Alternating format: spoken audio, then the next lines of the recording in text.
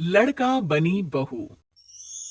पूरे 28 साल का हो चुका था ऋषभ, लेकिन शादी करने को तैयार ही नहीं था। माँ बाप पूरी तरह से परेशान हो चुके थे। जब भी किसी लड़की का रिश्ता ऋषभ के लिए लेकर आते तो वो शादी करने से साफ मना कर देता, चाहे लड़की कितनी भी सुंदर, कितनी भी अच्छी क्यों ना हो। ऋषभ के माँ बाप को इसकी वजह समझ में नहीं आ रही थी।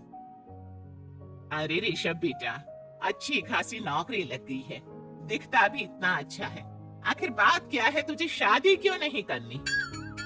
देख, तू हमारा इकलौता बेटा है। अगर तू शादी नहीं करेगा तो कैसे काम चलेगा? लेकिन मैं शादी करना ही नहीं चाहता, मुझे कोई लड़की पसंद नहीं आती। अरे बेटा, अगर कोई लड़की तुझे पसंद हो तो उससे शादी कर ले, हमें कोई एतराज नहीं है। हाँ ऋषभ बेटा, अब देख, तेरी माँ से भी काम नहीं होता।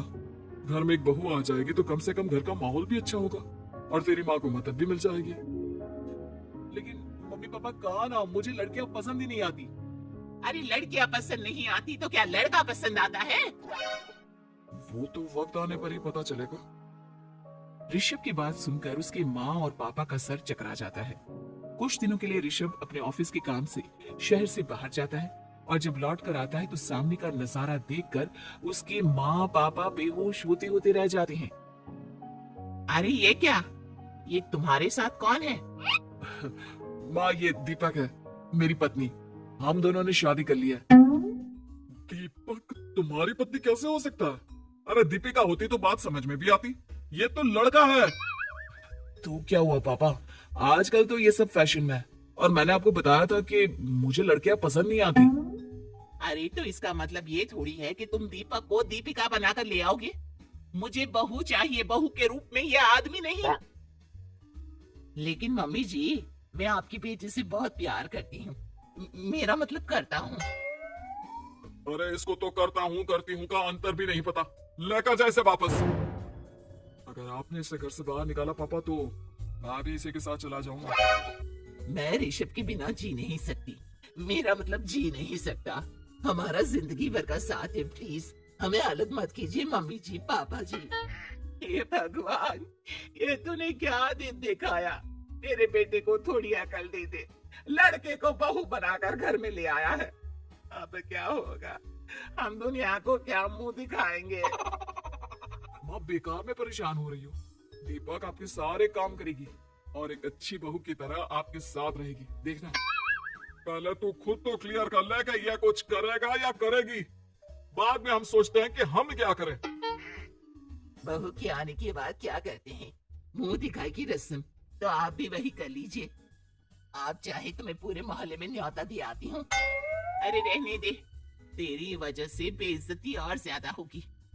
आई बड़ी, मेरा मतलब है आया बड़ा न्योता देने वाला। अगले दिन सुबह के वक्त दीपक बड़ी नजाकत से चलता हुआ सबके लिए चाय बनाकर सुबह सुबह बालकनी में आ जाता है।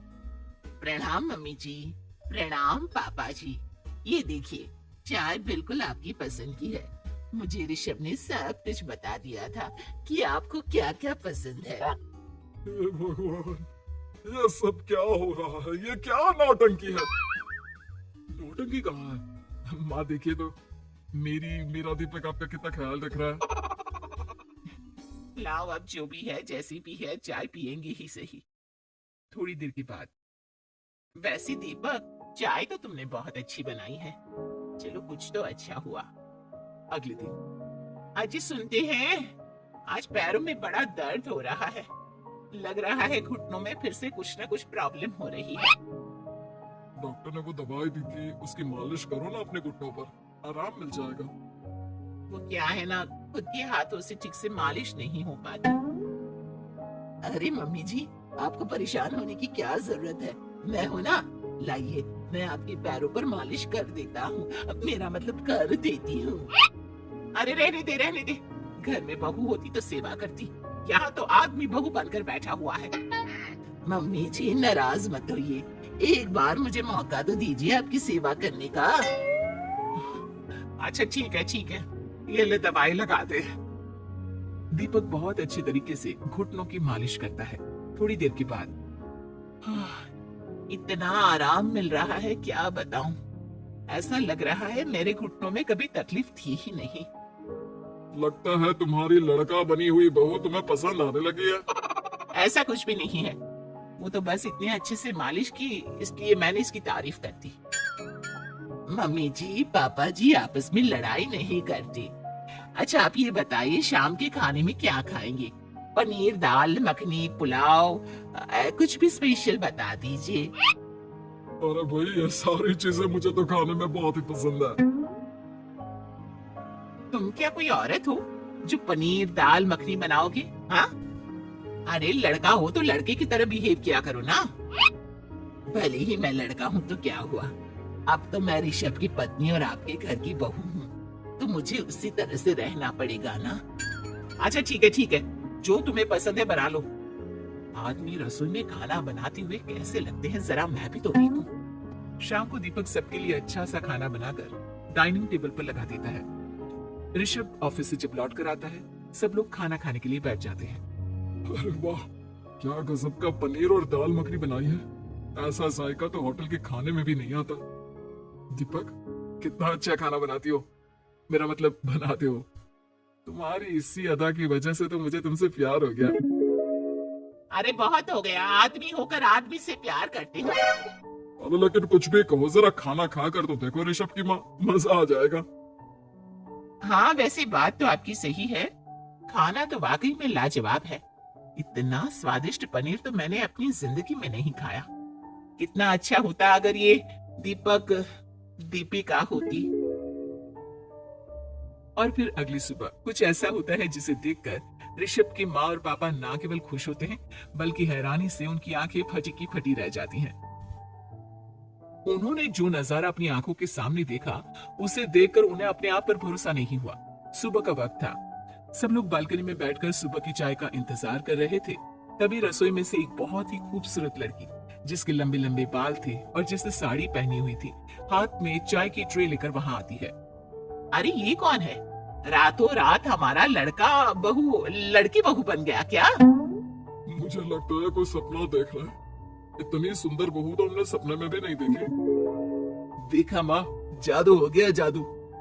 अरे लेकिन ये है कौन? तुम्हारा वो आदमी वाला पत्नी कहाँ चला गया? आपने मुझे पहचाना नहीं? मैं दीपक नहीं दीपिका हूँ। इतने दिन से लड़की के कपड़े पहनकर आपके घर में आपकी बहू बनी हुई थी।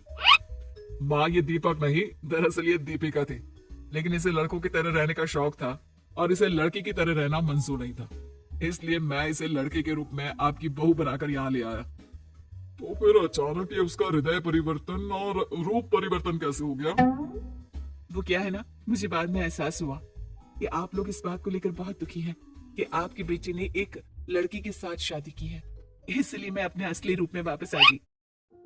हमने कोई पुण्य कर्म किए होंगे जो तुम्हारे जैसा, मेरा मतलब तुम्हारे जैसी बहू मिली, इतनी खूबसूरत और इतना ख्याल रखने वाली।